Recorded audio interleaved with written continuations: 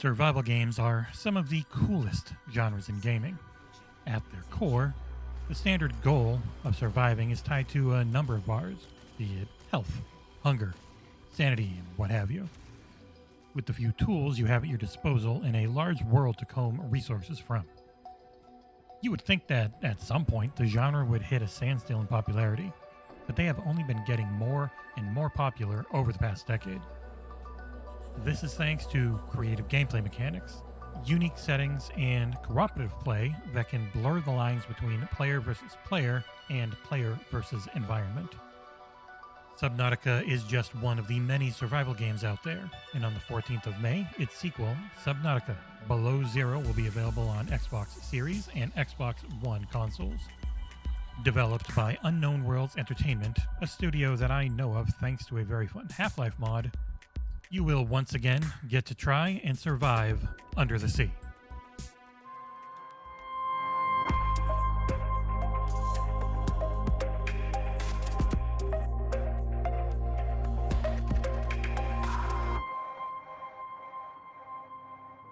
I have little experience with the first Subnautica, and you have its terrifying deep-sea creatures to thank for that.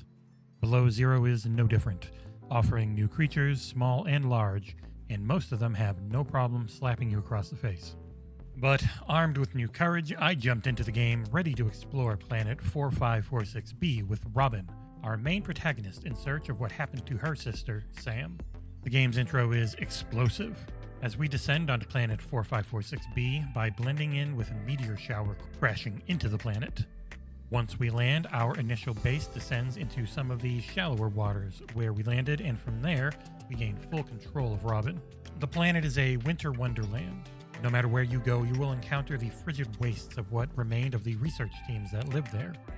To figure out what happened to them here without trouble, it is up to the player to build equipment with the resources around them.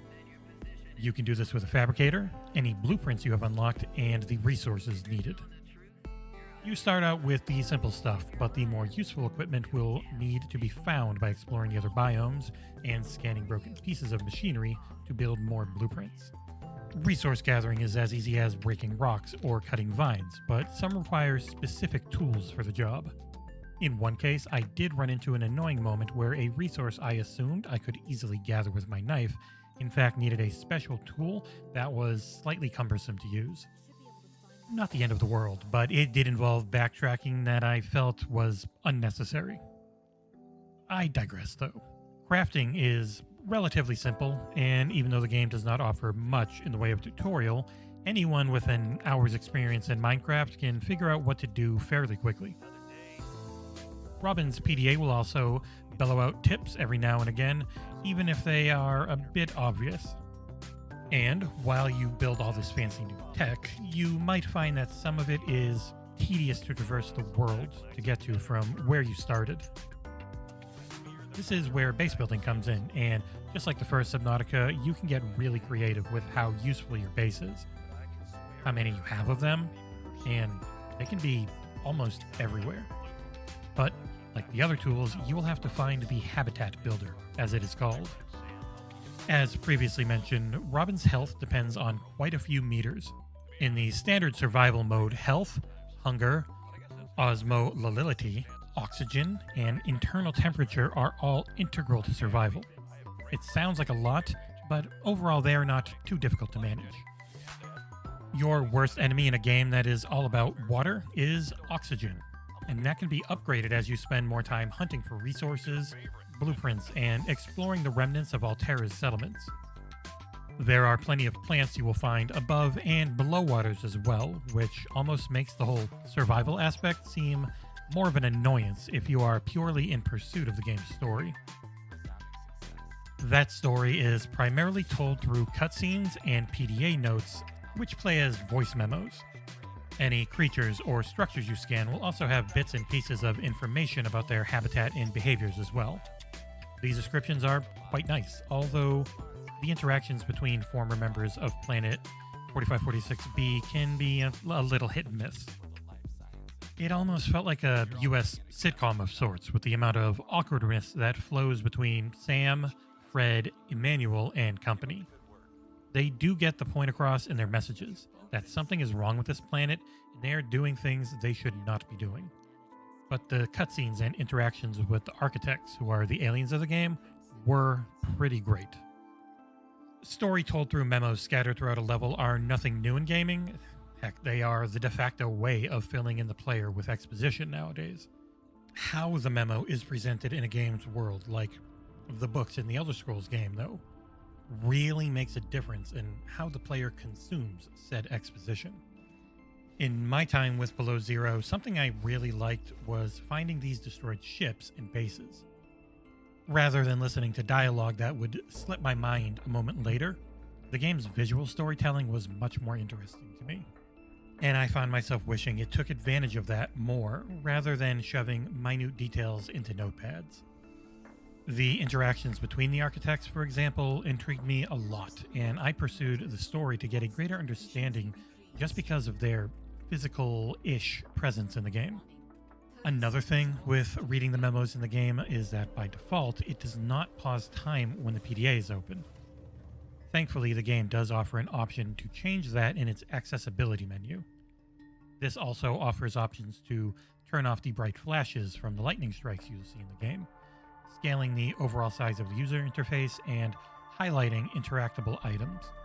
The rest of the settings are fairly standard, allowing you to choose between high frame rate or high quality modes if you are on some of the more powerful Xbox hardware.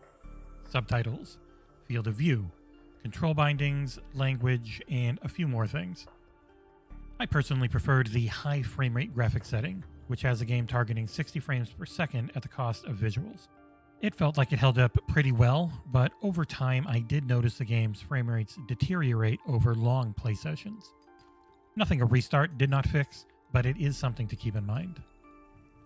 Speaking of those lightning strikes, the game's weather system is very cool, if a bit little too random at times.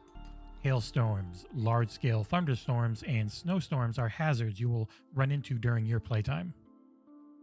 Besides covering up your vision, they will also either damage you or cause you to freeze up faster.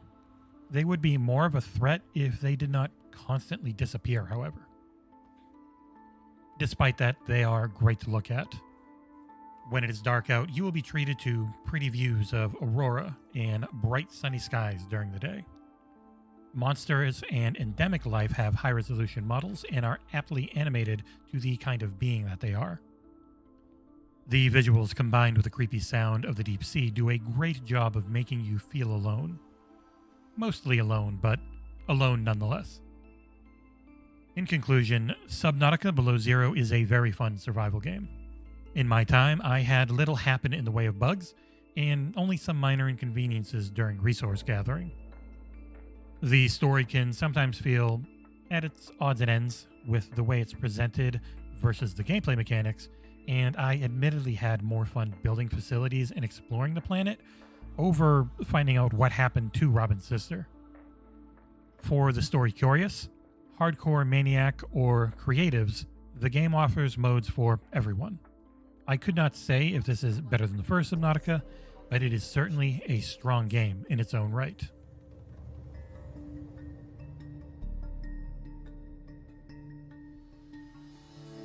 Thank you for watching, and please like, comment, and subscribe. And if you do subscribe, please tick that little bell so you can know whenever we post. And we will see you here next time on Xbox Era.